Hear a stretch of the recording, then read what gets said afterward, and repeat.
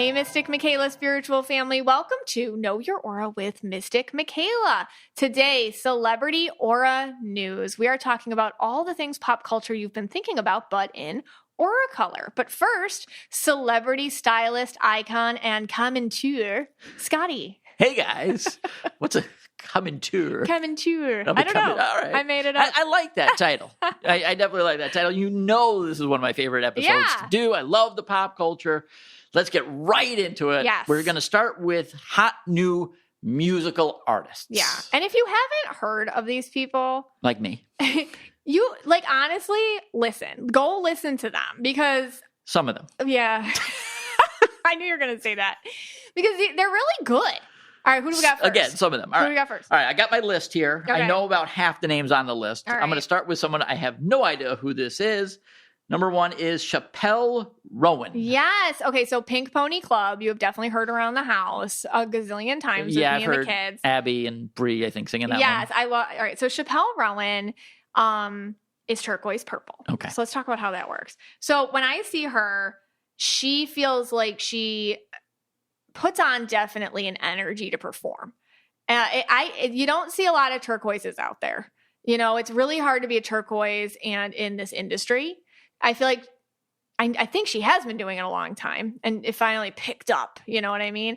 But I feel like with her, this is something that is a challenge for her. And I feel like she leans a lot on her purple to do it. When I see her energy is really pure. It's extremely I feel like she knows about her turquoise aura, even if she's not calling it that, meaning I feel like she understands that she has to give a voice to people who don't feel like they have a voice or sing about the things that are a little invisible to other people. And I think a lot of her songs reflect feeling left out or invisible or on the fringe or a part of society or our culture that people ignore.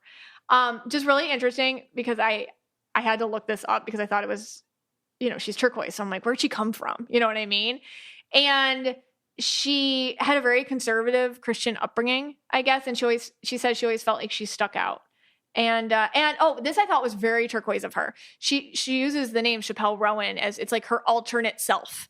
And it's the one that's better being on stage or better at exuding the confidence she needs to perform than her actual self. And I'm like, okay, I feel like that was her coping mechanism for being so permeable in her energy and in a world where they want to really latch on to you. So I thought that was interesting. That is really interesting. Yeah. Okay. So that's kind of like a turquoise thing. Yes. Yeah. Well, I think it's a good thing. Like, I feel like, how do I put it?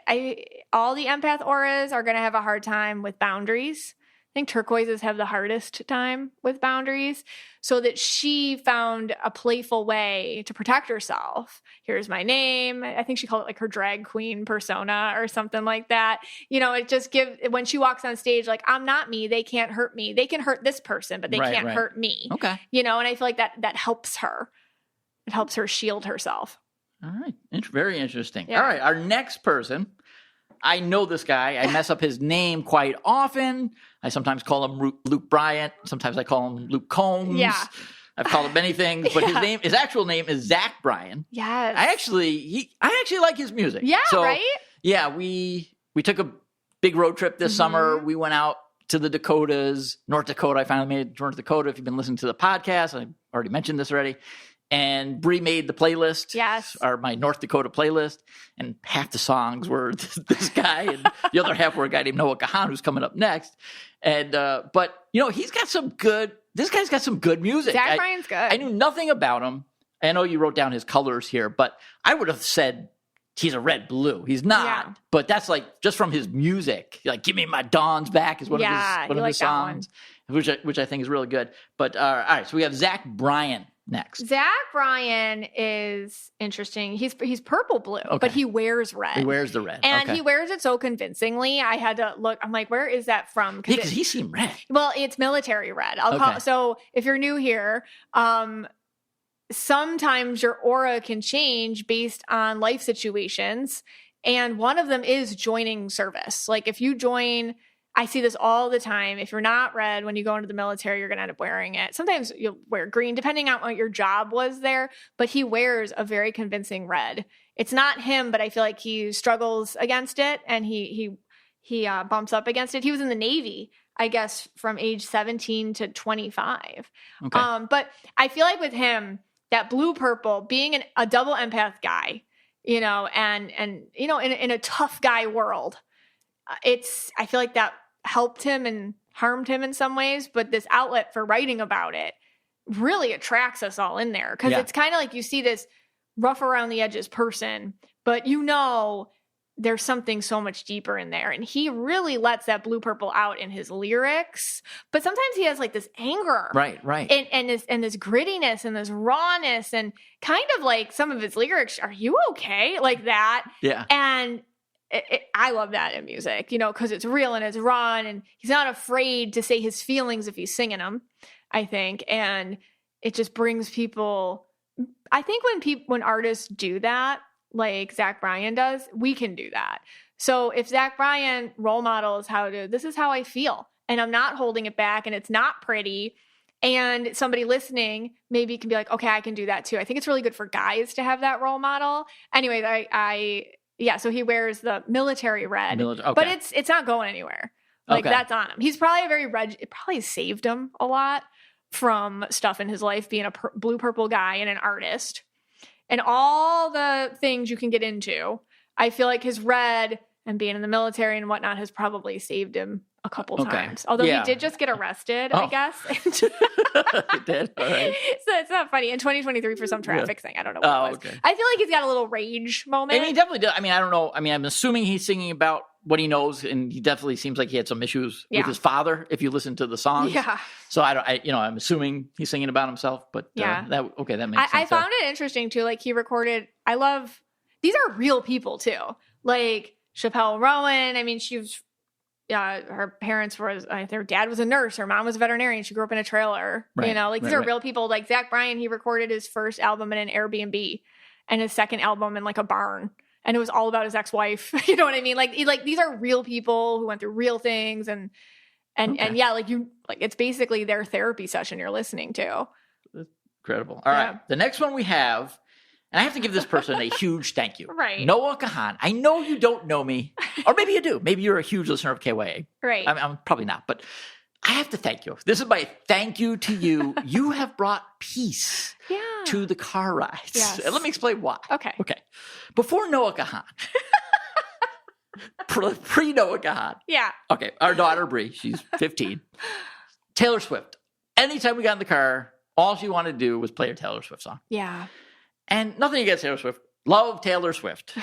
But, you know, after hearing a couple songs by her, they sound very similar to me. The beats are very, very similar. Right. And it just kind of gets on my nerves. Right. Okay, but she's amazing. She's the best. She's incredible. I love the Swifties. Swifties go forever. Okay. But then something happened, and Noah Kahan became her favorite artist. Yes. So Taylor Swift, actually, I think he's number 3. I think Zach Bryan is number 2. Yeah. And Taylor Swift moved down to number 3, and Noah Kahan made it to number 1. He's number 1. So she started playing all his songs. Yeah. And, you know, at first I was like, okay, sure, whatever. Sure, play it. But he's good. He's really good. He's really good. Go listen to Stick Season if you haven't. Yeah. Immediately. Yeah. No, he's really good. He was the other artist that we played on our road trip out west. And yeah, I like his music. I like this guy. Yeah. All right. So what's his colors? Well, he's green, indigo, purple.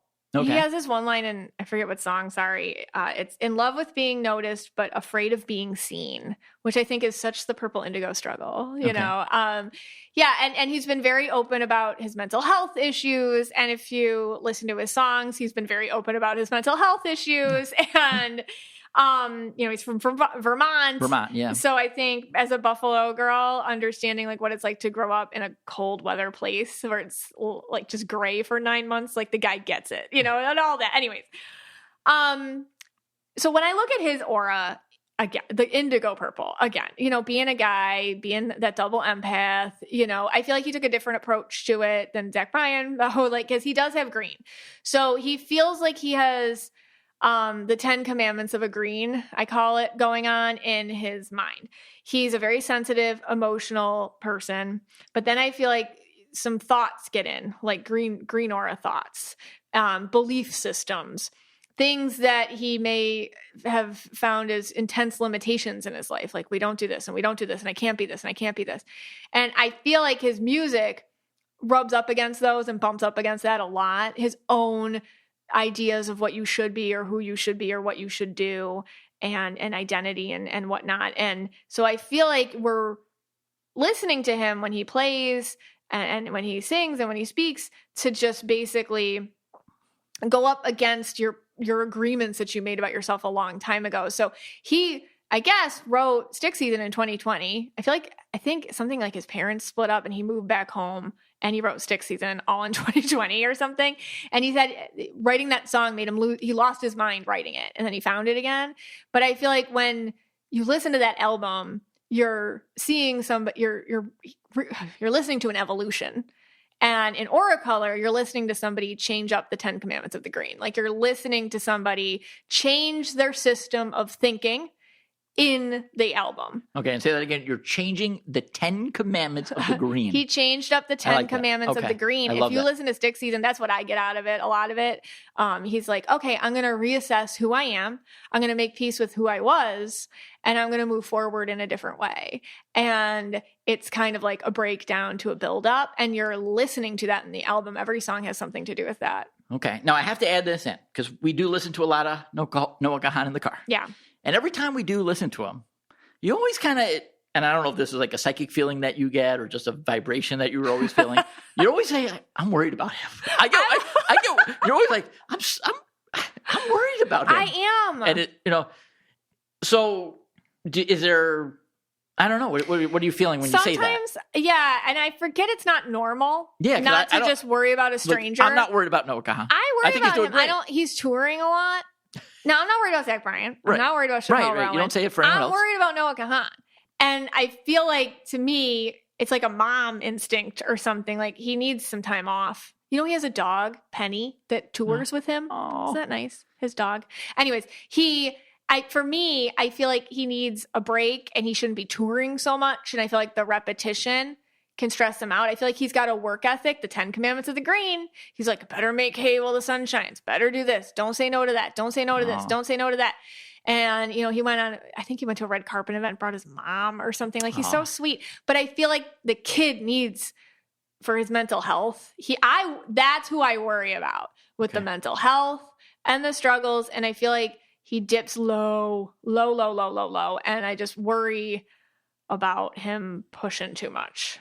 All right. Well, he's coming to the Sing Out Loud Festival in St. Augustine.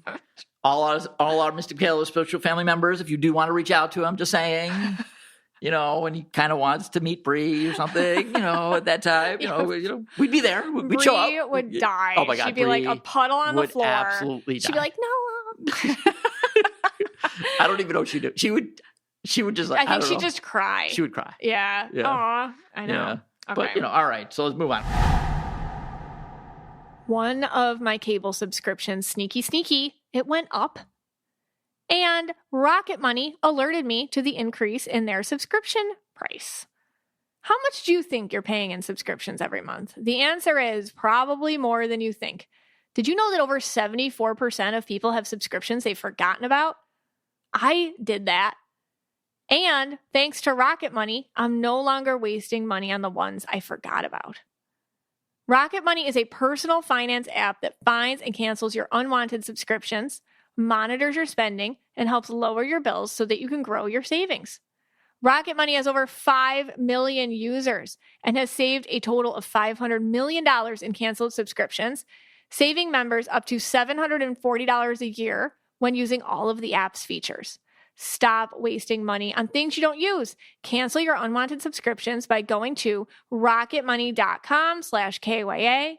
That's rocketmoney.com/KYA. rocketmoney.com/KYA. All right, so this is actually funny. This ties into Noah Kahan too, because the reason why I know about Sierra Farrell is Uh-huh. because basically I've memorized from Bree telling me about the Sing Out Loud Festival, and she's going to be at the Sing Out Loud Yeah. Festival too. She's, I think, the undercard. Or I don't know what you call it, but I know Con's the what do you call that? Like Mainliner? the mainliner, Headliner. headliner. All right, so we have. We're so cool. Yeah, right. Well, wait, I have to give you a plug. Can I give you a cool plug? Okay. You are right now the coolest mom. Oh, I know. Our Whoa. daughter goes to, she's a high school kid. Yeah. And you right now are the most popular mom in school This is true.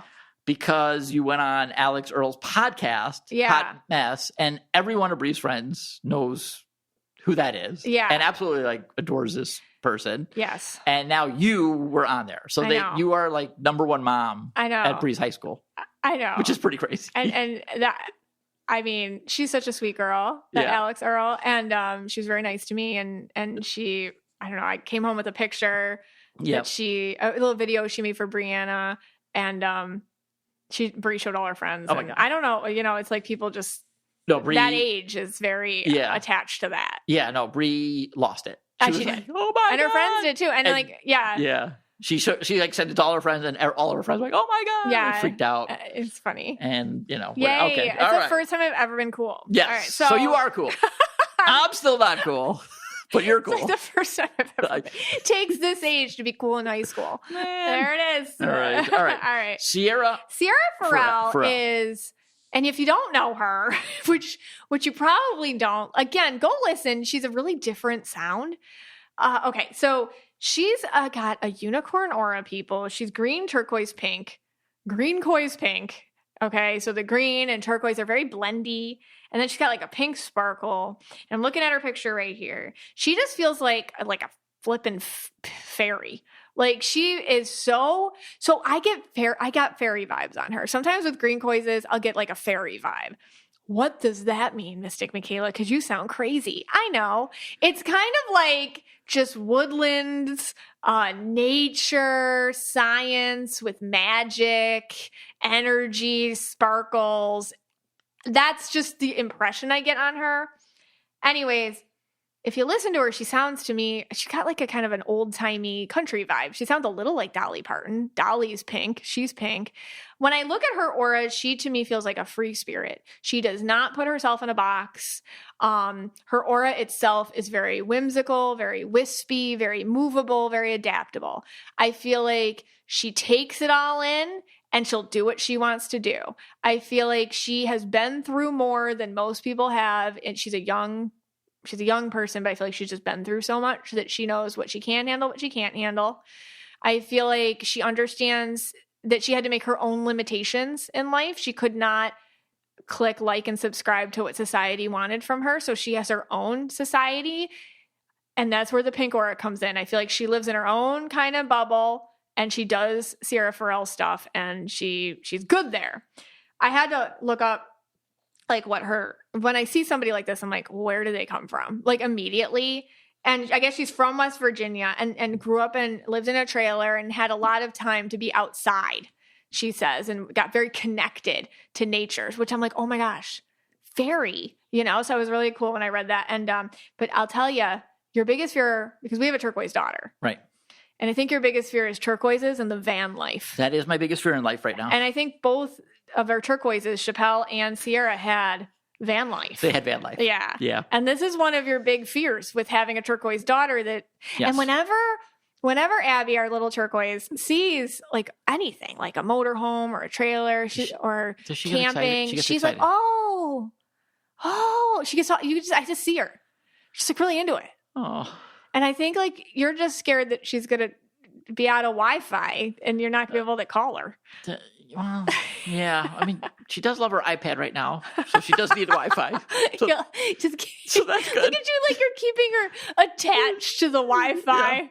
Yeah. I think that's so funny. Stay attached to the Wi-Fi. Most parents want them not to. Yeah, I know. Stay Like, attached. stay attached so you Stay can't do van attached. life. The other thing with Sierra Farrell, and I don't know this at all, and I'm sure all these people are brilliant with their instruments and musicality and stuff. She feels like, was she a genius? Like, what is that? Like, I feel like she's the type like could pick it up with the guitar and just play it. I don't know if I'm even right Yeah. I just feel like she can hear it, play it, I don't know. She just feels really gifted that way. Okay. And very natural. All right. Cool. I mean, yeah, really interesting. I mean, that's one of the most interesting combos. It's I've a unicorn seen. aura. Yeah, that's different. That's cool. It's like Sparkle Fairy vibes. I don't know. Yeah. All right. Well, when we were at the now I'm going to manifest here. When we're at the Sing Out Loud Festival, and Abby meets Sierra, and Bree meets Noah. Okay, right. So yeah. All right. All right. So the next one we have, our last one. Yeah. I hope I pronounce his name right. Oh. It's just a bunch of letters. Yeah. Charlie XCX. Charlie XCX is yeah. And now I get it. What? XCX? Oh, is it supposed to be? I don't know. I'm not cool enough to know much about now her. We're not cool. You're not cool I'm again. not cool again. I only know her because of the Brat Summer. Okay, what is a Brat Summer? So let me tell you what a Brat Summer is. According to Urban Dictionary, which is my go-to, a Brat Summer is an apologetic party or messy girl aesthetic for the summer based on the vibes of Charlie XCX's new album Brat, often including a hot yet trashy appearance and a lighter and sunglasses always on hand. The trend gained popularity on TikTok after the album's release. Here's an example for you. My friend says, "Are you okay? Your makeup is smudged. You smell like cigs, and you threw away your bra at lunch." Me? Yeah, it's my Brat Summer. Okay. Well, that's interesting. Yeah. Because if you listened last week, you know that I had a Blue to Go summer. That's right. And I went to Urban Dictionary, and this is what it says there. Okay. An apologetic lover of cats or sad girl aesthetic for the summer based on the vibes of Adele's album 30. Often includes warm yet comfy appearance with a blanket and a hat always on hand. Oh, that's good. The trend gained popularity on Facebook. I feel like you wrote that yourself.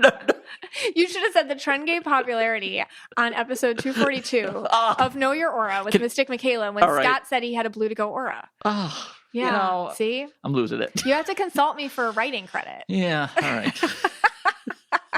As Blake Lively does with Ryan Reynolds. Yeah, I missed that one. We'll get to that later. I'm so uncool. All right, so Charlie XCX is green purple, and her vibe is kind of like, I guess they call it electro pop or pop funk. She has written really popular songs for other artists. She's actually been around a really long time. She was discovered in 2008 on MySpace or whatever. Oh. What I find interesting about her are two things. One, the Brat album cover looks like the same green as her aura. And then two, I guess she has sound to color synesthesia. So she sees music in color. Oh. Yeah. That's okay. That's Isn't interesting. that cool? Yeah, that's real cool. And I think people always ask me if I have synesthesia. Maybe. If I do, I see people's energy in color, I guess. Right. I don't know. Are there vibes in color? I mean, maybe I do. Maybe that is what it is. I don't know. Because I do see colors. Right. But she sees, when she hears music, she sees colors. And so I feel like that's a when green person thing. When she sees them, like the notes on the page? No, I think when she hears it, she sees colors. Oh, wow. Yeah, like synesthesia, like some people, I'm going to explain it poorly, but it's fascinating. Some green aura people always ask me if I have synesthesia. Like after interviews or something, like the green tech guy will always come up to me. Like he'll come up to me if I'm on like an on-set video interview. He'll be like, "Do you have synesthesia? Do you know what that is?" Like they always ask me. Yeah, I know that. But synesthesia is like if you see like the number 2, you associate it with a letter or a color, or you associate two unlike things together. Okay, so you're saying like Hotel California comes on and that long guitar solo at the end? She'll see brown. She'll see something with that? Yeah. Yeah. Like through the radio, or it have to be live? Like probably in her mind. Oh, in her mind? Yeah, she sees it in color in her mind. Wow, that's just weird. Yeah, it's synesthesia. I'm just kidding. Isn't that cool? So I thought that was really neat. Yeah. And I think cool. the green aura, green purple, using electric music as a medium, because it's a lot of like that electric sound or what, I don't even know what the instruments would be, but it's a different kind of vibe, which to me feels more techy and greeny. Okay. Yeah. All right, let's take a quick break. We come back, more pop culture. Shopping overwhelms me. I don't always know what new styles to wear. But with Stitch Fix, you get a stylist who understands your style, size, and budget. They do all the shopping for you. It is the easiest way to transform your wardrobe this season. I just got my fix. I got it for the start of the new school year because I'm always like in and out of the schools and I'm running around and I can't always be in my loungewear. And she just took my wardrobe to the next level with this fix. I mean, I asked for jeans that were more in style, and that's all I said. And she sent me the best jeans. She sent me sneakers. I got some cute tops. I mean, I have a bunch of outfits now I can interchange and play with. All I do is give my stylist my size, my style, my budget preferences. I order boxes when I want, how I want to. No subscription is required. And she'll send 5 just for me pieces, plus outfit recommendations and pro styling tips. I keep what I love. I send back the rest. It is that easy. It is style that makes you feel as good as you look. Get started today at stitchfix.com/KYA and get $20 off your first fix. That's stitchfix.com/KYA for $20 off. Stitchfix.com/KYA. Must redeem within 7 days of sign up.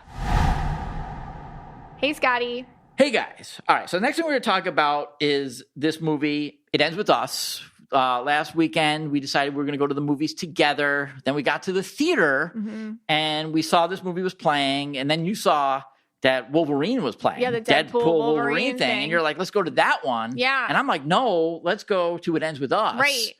So we kind of just split up. You went to Deadpool. Yeah. I went to It Ends With Us. Most couples were the opposite. Like, I was the only girl in my movie theater. I think you were the only boy I in think yours. I was. Yeah, I think I was. So that was weird. But actually, Ryan Reynolds was there. He was trying to sell people cell phones, too, at the same time. But anyway, all right. So it's our little shtick mid-mobile, right? All right, so it's our little shtick. Okay.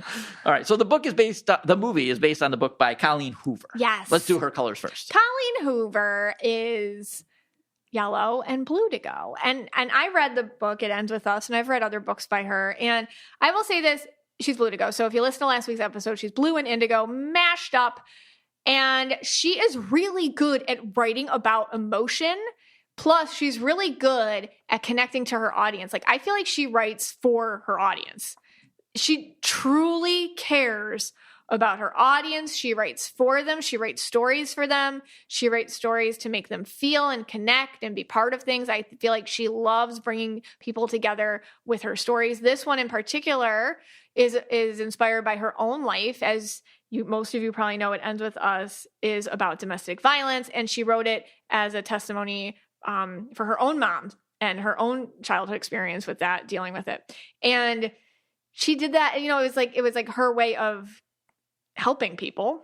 And also, but she really can, and she's yellow too, so she's organized. And I feel like she has some system at churning out these books because they're all kind of very similar in that they will dive into nitty gritty stuff. Like, all her books are very nitty gritty.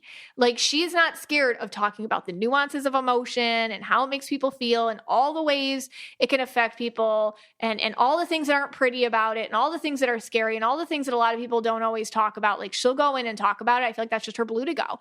If she's had a thought, if she can empathize with a thought, like, she will write it. She will flesh it out. And I feel like that's just very blue to go of her, but she does it in a way that's, professional and organized, and she's a good writer. So, yellow. So I bet you they don't have to edit her books a whole lot. This is just my thought. Really? I don't even know if that's true. I bet she's just such a great organized writer that her editor's like, man, you make my life easy, like that. Okay. I just have this feeling. Interesting. All right. Yeah. So that's her. So right. So this movie is based on that book. Okay. So the two main characters, and all right, I'm going to be honest, guys. Yeah. I did not see the movie. I know you all thought I did. You're coming clean. I'm going to come clean. It's hard for me to lie. Yeah. Red, blue. It's, I want to be honest with you guys. Right. I didn't watch it. Yeah. Okay. All right. I didn't either. And I didn't go wait, you didn't go to. I didn't go to Deadpool Wolverine. Then what were you doing? You told me you went to Deadpool on Friday. Yeah, I know. Oh, all right. Okay. Okay. All right. I'm just kidding. Okay. All right. So the two main actors and the actress, Blake Lively and Justin Baldoni. I think so. I think I pronounced it right. Yeah. Okay. Yeah. So prefacing by saying auras are not excuses, but they do explain behavior. You're all going to repeat that one day when I say it. Okay. Blake Lively is yellow, purple, and blue. The blue she stuffs down there I feel like it comes out probably in her family life and when she's acting, I feel like it comes out. What does that mean? It means she's a tricolor, so she can be kind of all over the place. It means that's why I think she's really good at playing a bubbly, fun kind of girl's girl person. It means that she leads with the yellow too. So when I've been seeing her promoting this movie and in interviews, she has been way too much yellow, and I feel like that's the problem actually. So I'm not going to go into all the nitty gritties because it's all out there already. I'd just be repeating stuff you already know, but she's not looking good on the red carpet. She's not looking good in interviews. And now all old interviews are coming up, and she's been rude for a while in interviews. I feel like when she goes out there in public, she puts out her yellow, meaning it's like this huge buffer. I feel like she likes things to be organized. She likes questions to be given to her. She likes to stick to the script. She likes to kind of stick to the messaging. And she gets annoyed when something's not efficient or efficiently done.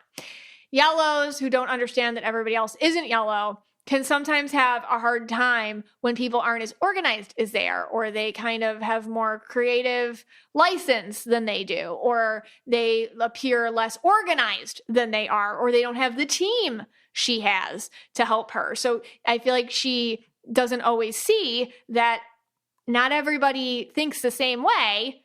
And now she's just, and I feel like with all these questions about the sensitive nature of the movie, she looks to me super awkward and uncomfortable. Her blue on these red carpet moments are stuffed real down. I also feel like she tries to be funny because her husband's funny. So I feel like she's trying to borrow his sense of humor, which doesn't really work on her. It works on him. It doesn't work on her. And it's just coming off just flat. So yeah, that's what in a nutshell, that's what I think's happening.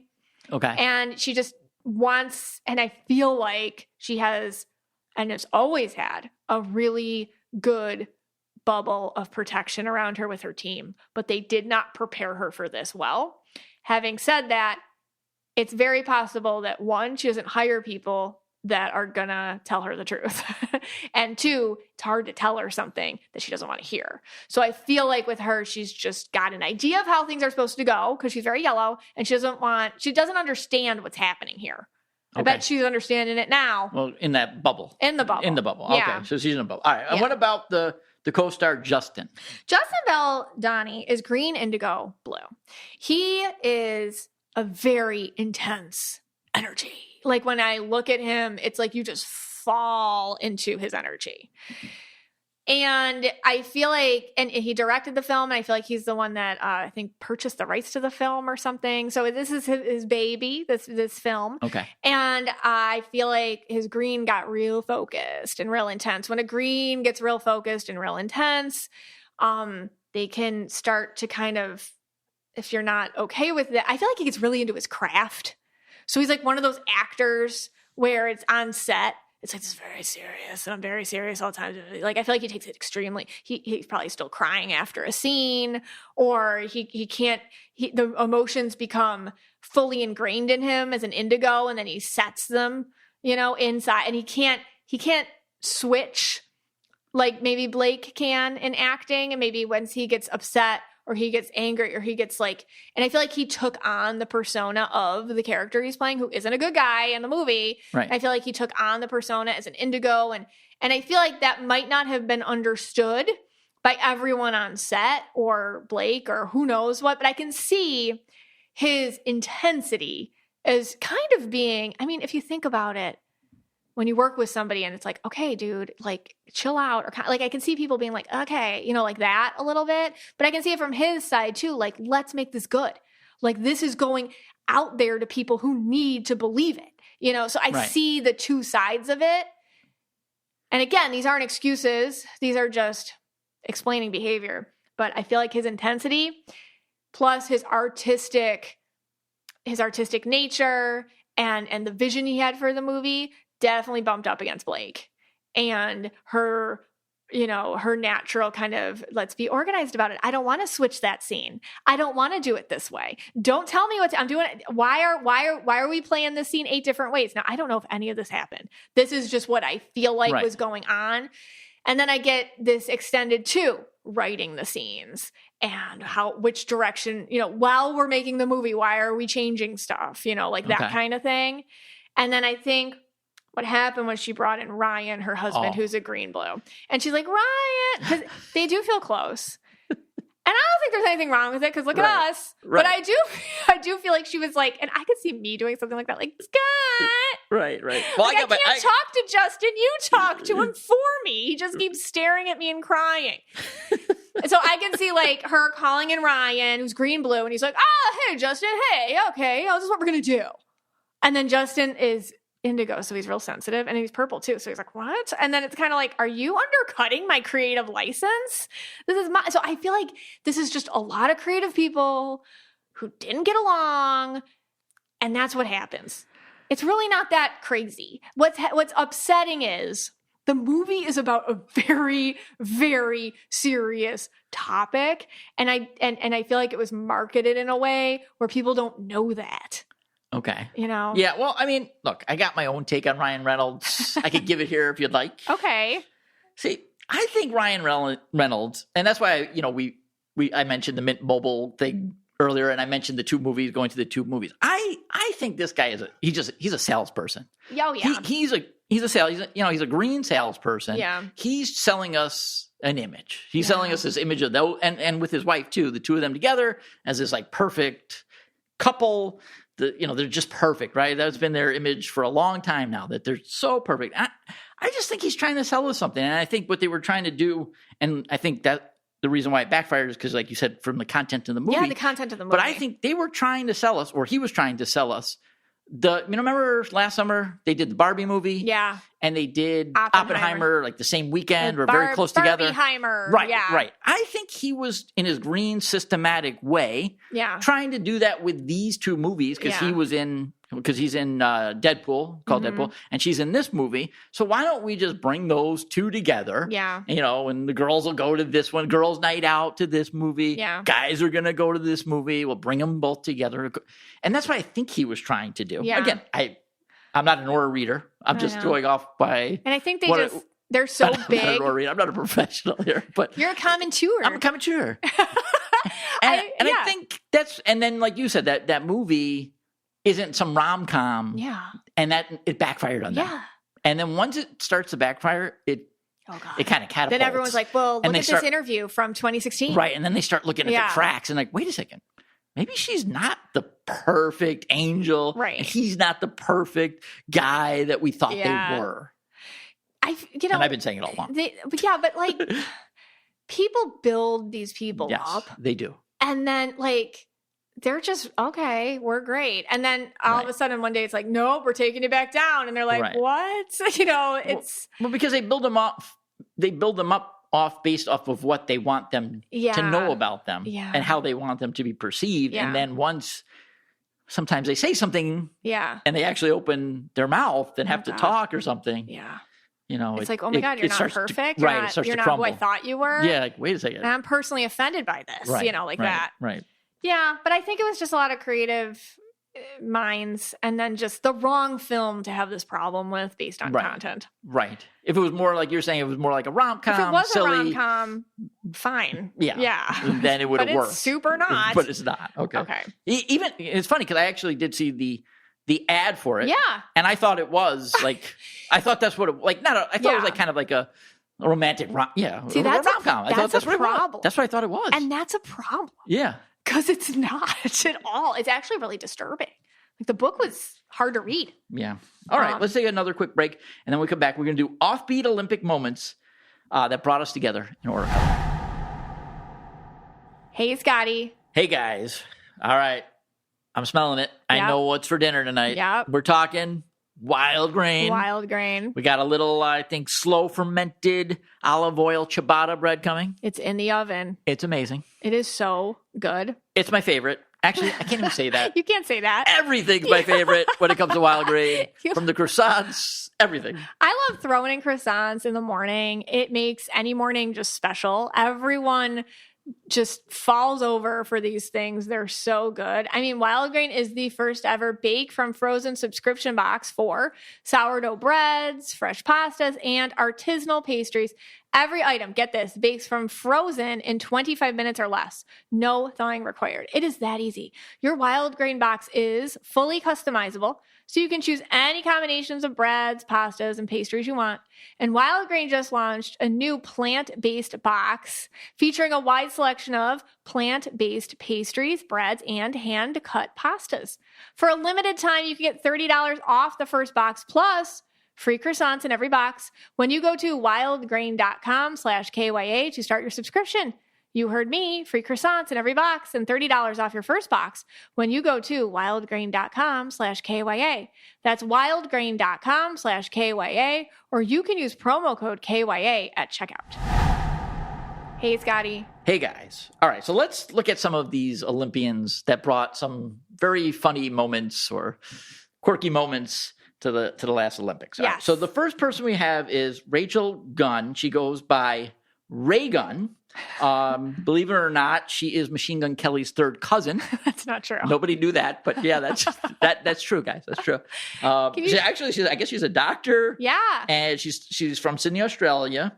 She's 36 years old, and she made it to the Olympics in the sport of breakdancing, which is a whole nother story. I could have a whole red rant just about how did this get into the Olympics, the sport itself. Yeah. And maybe that's why people are so upset about this right now. Right. But I guess she competed and got the worst zero, like a zero score on her performance, I don't know, her dance, whatever. And I guess this brought her to be a TikTok viral sensation. Yeah. So what's going on with this? And it got really negative too. Okay. Because I think people didn't believe somebody would be that bad on purpose. But that is actually what it was. She really was that bad. Yeah, there's a lot of and she was trying. Yes. Okay. There's a lot of misinformation that she cheated. No. See, I thought she wasn't trying either. This is Australia's best. And she had like a kangaroo hop. If you watch, it's hard to believe because when you watch it, she's like swimming. She's like doing it's hysterical. Anyway, she's purple green, obviously. And I really believe she was excited about participating in something that she studied, meaning like cultural dance and anthropology stuff and green people stuff. I don't know what else to say. So this is interesting to me because anthropology is the study of people, right? And I feel like green purple auras do study people in kind of an observation way.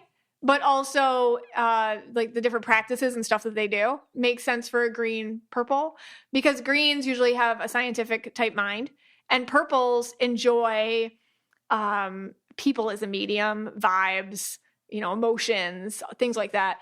So it's just interesting to me that she's a doctor of those things. But I really feel like she went there and she's like, oh my gosh, like I can show people that anybody can do it. And I can participate in something that I've studied in other cultures and whatnot. And I can just bring this to life in my own life. I feel like she was just really green aura into it. Green auras really get into things. Yeah. Like bird watching or fishing or whatever. And this was her thing. That's what I get. All right. Well, look, I mean, I am glad she did it because I guess now they're going to get rid of breakdance. And I watched the Olympics. I did watch a lot of Olympics this year. And half the time I'm just complaining, how is this a sport? So there's breakdancing this year.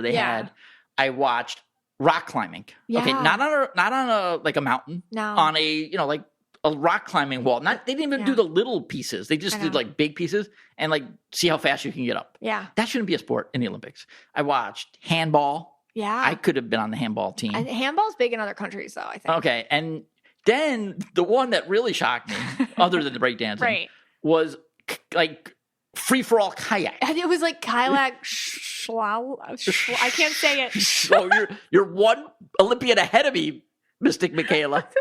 Jumanji. I can't say the word. It's like slalom. Okay, you're like I said, Jumanji. You're one ahead. You're one ahead. All right. So basically, this sport, slalom? this slalom. Basically, you're on a kayak. You are then then you do like a 10-foot drop They just into the drop water, and then basically you just hit each other as you go around like I don't know, like rubber a man-made poles or so. Yeah. Course. lazy river fast. Yeah. And then basically all you're supposed to do is like knock into each other and make sure they don't go around a pole. I know. And that's an Olympic sport. And I get mad, you know what? And then there's ping pong. I don't get that one. Ping pong's been around for a long time. I know, but people still, are serious about that. Ping pong is this is what I get mad at. Okay. This is what gets the red going. Okay. Like, take Simone, let's say you like gymnastics. So you take Simone Biles or Stefan, the guy we're going to talk about later. Yeah. Steven. Yeah. Steven. Okay. And, you know, they win gold for the floor routine, let's say, or whatever. That was like years and years of training, right? Their whole lives, their bodies are probably destroyed by the end of this. Yeah. And then someone gets the same gold medal for like climbing a fake rock wall. It's the same medal. I know that bothers you. I heard that every day for 2 weeks. Yeah, it's injustice. It's injustice. For someone who hates the Olympics, you sure were the first one to turn it on every morning when I came down. I did watch a lot of Olympics this year. I did. All right. Well, just real quick. Yeah. To that point, it takes 3 Olympics for a game to be considered a core Olympic sport. Okay. Breakdancing, this was the second one. And this is the first. This was the first one. Oh, was the first one? Yeah, this is the first. It wasn't in Tokyo? No, this is the first. Why? This is the first time they had sure?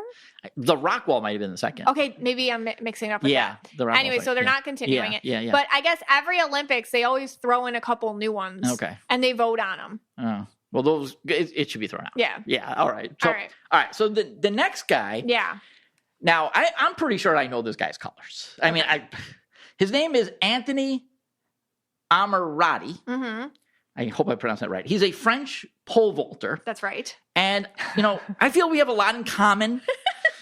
You know, a lot of things in common. Right. And I'm going to say he's got to be red-blue, right? Anthony, this pole vaulter, famous pole vaulter now. Definitely red-blue. He is. Yeah, see? He's red-blue. I know. I knew this. So are you going to explain why he brought us all together? Or do you want me to kind of explain it? You know what? This is a family-friendly show. All right. I say Jumanji a lot, but all right, you do it. You can. Okay, so he in the qualifying rounds of pole vaulting, right? He lost because something got in the way. Something Jumanji got in the way. Right. And he lost, right? And he did. Yeah, he didn't make it. Now, but he did. I don't know if that knocked it down. The video sure shows it doing that. Okay. But they said his shins might have or something. I don't know. So, anyways, but everyone just lost it. You know, because the video is a lot. Anyways, he's going to be okay. He called it a big disappointment. And a lot of people were like, is that a big disappointment? Like, what is that? You know? I mean, I'm going to be honest. I think this is the greatest thing that could have happened to the guy. Because I saw the guy that won the pole vaulting. Okay. And he wasn't beating that guy. No. Oh, but, that guy. Yeah, that guy was just, I forgot what country he's from, like Norway or Sweden or something. Yeah. And he's actually American from one of the Scandinavian countries. But he wasn't beating that guy. But now, this guy's getting offers. He got an offer to make a webcam series. Right. You can imagine what kind of webcam series that would be. Right. I don't know if he's doing it or not, but he did get a big offer to do that. And do you know that he started pole vaulting because he had a crush on a girl and he wanted to join the club to be around her? I feel like that's very red blue. Like I said, me and him, very similar. Yeah, and he wants to be a police officer. Yeah. Which I think is very red blue too. I didn't want to do that. Right. That's our one difference. A lot of red blues like to be in service that way. Right. But yeah, he's red blue, and it brought us all together. Okay. You know. Okay, interesting. All right, so red blue on him. Hello, podcast fans. If you're looking for a new podcast, if you enjoy articles, books, pop culture, and hilarity, try listening to the Brain Candy Podcast. That's right. The Brain Candy Podcast has over 500 episodes of educational hilarity to satiate your learning needs. Just search for the Brain Candy Podcast on your podcast app or click the link in the show notes. All right, so the next guy is, I'm going to pronounce this one wrong. I know. Yusuf D. We'll just call him Yusuf D. Yeah. All right, so DKEK? Okay. Now, you brought this one to my attention. Yeah. And because I was watching What was I watching? One of them. Yeah, I was watched watching a lot, Yeah, I by was the watching way. archery and I was watching shooting and all these Right. things. And I was like making fun of them all because they have like supersonic sunglasses on. They got like a bow and arrow that's got like a computer system built in. Okay. They got all these scopes Gadgets. and gadgets. Yeah. And I'm like, yeah, okay, give me that too, and I'll be able to do Right. it. Try doing it just pointing it and shooting. Yeah. And that's what this guy did. He did. And I thought and I got this one wrong. I thought he would have been a red doing Okay. that, but he's not. He's green blue. Yeah. Yusuf's green blue. He got a lot. Basically, he walked on. He got the silver, the first ever medal for turkey and shooting. He got the silver for, I think it's like 10-meter air pistol or something. And basically, he has a white t-shirt. Yeah. He doesn't wear special glasses. No. He doesn't have any gadgets or anything. Nothing. He puts his hand in his pocket and he shoots. That's awesome. And that's it. Yeah. And I guess he's a police officer. He said that his partner and him will win gold at the LA 2028 Olympics. He has a very just chill, relaxed vibe. So he's green. So being green, yes. So a lot of greens do like gadgets. That is true. But then there's kind of like the dad green, or kind of just like, you know what? I think he said something like, my eyes are fine. I like shooting with both eyes. He said it even, the referees can't believe it. He kind of just went in and he's like, I'm going to do it my way. So instead of like learning someone else's way, he just did it his way and it worked for him. He's actually won a lot and he's been to every Olympics since 2008. People were saying that he just showed up. He didn't. He's been doing this for a long time. Right. I thought this was so green though, because, he had all this kind of fame for being a viral sensation. And the way he used it was, I guess, on Twitter, X, whatever you call it now, he directed a message to Elon Musk to ask him if they could have robots at the 2028 Olympics that shoot. Okay. Like against people? Like Nothing violent. As competitors? I mean? don't understand. I could Okay. read you the tweet. Okay. I do not understand what he meant by that. But I love that he said, "Hi, Elon. Do you think future robots can win medals at the Olympics with their hands in pockets?" Oh, Yeah, there you you're go. right. Yeah. How about discussing this in Istanbul, the cultural capital that unites continents? That's what he wrote. And then Elon Musk actually wrote back to him. Oh. And I just think that that's such a green person thing to do. Like, hey, I've had this thought, about robots. Yeah. I also have a thought that Elon Musk writes back to a lot of people. I feel he's on his own app way too much. Yeah, he's probably on there a little too much. He needs a break from that. Too. Yeah. Yeah. That's a whole other episode. Noah Kahan needs a break from touring.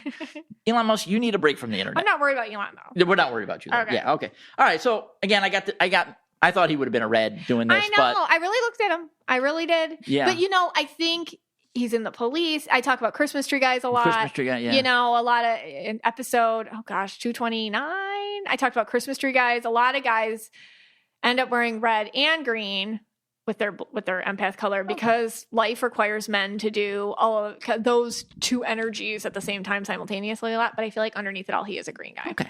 And I like him because when it comes to the Olympics, I'm a purist. He is a purist. Yeah, and I am too. Like Yeah. I feel like really the only things that should count are like the decathlon. Oh. And like those kind of, and like a guy who doesn't need like scopes and computer systems and to win a medal. You just do it. You're the epitome of that meme. Yeah. Where there was like a meme going around where people are just like laying in the dark with their blanket, eating their food, watching the Olympics, be like, you suck. Like that's you. Because but you're right. But- he did just show up. And that's what I like And about do this guy. it. He's other than Anthony, you are my favorite Olympian. You and Anthony. All right. All right. All right. Next one we got Steven. Lord. Tough last name. He's Yeah. the gymnast, Stephen N., male gymnast. Yes. USA team. I think he won a medal, right? You won 2 medals. 2 medals. All right. Go Stephen. Yeah. All right. What is his colors? So he's called the Clark Kent of the pommel horse. Oh. And so the USA gymnastics team, the men gymnastics teams haven't medaled in a really long time. Okay. So it's the end of it, right? Mhm. Pommel horse is the last. I don't know. You didn't watch it. I did. No. I watched it this like one. live Yeah. because I was a freak like that. So- That's like 5 a.m. Sure. 4 Yeah. a.m. I watched it. Okay. And he was the last one to go to decide. And his pommel horse routine was going to decide if they were going to place or not. And his whole team is talking to each other and celebrating and like just talking and he's in the corner, eyes shut and just absolutely still, not talking to anybody, anything. He is green. He's got like blue indigo. I mean, it depends on what pictures I look at him, whether he's blue or indigo. So we'll just call him blue to go. But he was sitting there and then he gets up, he takes off his glasses and he does the pommel horse. Like nobody's freaking ever done that pommel horse before. And he does the perfect dismount and his whole team just runs up to him. And they're like, yeah. And they see the scores and they know they got the bronze. They're like, oh my God. And what has he done? The most relatable thing ever. He has to find his glasses. Because like, and I feel like as a glasses wearer, I totally get that. Like, oh my God, I can't see. Hang on. Okay, now I can celebrate, Yeah. So anyways, I find him so delightful. And then he got the bronze medal again for pommel horse, because they compete on every individual skill. Oh, okay. So anyways, my point with him is he's, I feel like he's just a really sweet kind of person. And it's very blue to go of somebody to not talk. Don't talk to me. I'm visualizing. Like his team obviously knew that, but the green and the indigo. So like the focus plus the indigo, meaning I need to be alone. I have to stay in my own head. I have to visualize. I have to put up my own boundaries. It's interesting, like with the girls gymnasts, I was seeing they were talking to each other all the time or patting each other on the back or having little conversations. And he's like, he can't do that, and it's like he just knows how he works, which I think is great. Interestingly enough, he was born without any, I guess he's got some eye issues. He was born without depth perception, yet he's in flipping gymnastics. I think that's super cool. That's pretty cool. Random. Blue and indigos always have eye stuff going on. He's very sensitive to light. Oh, okay. And it's such like a brightly lit gym. I mean, it's just amazing like what he's overcome to do that. And he just seems so sweet. He does. Yeah, he really does. Yeah. All right. And okay. So, really interesting. All right. Yeah. And our last one is Cho Yachin. Cho Yachin. Cho Yachin. Cho Yachin. I think so. Yeah.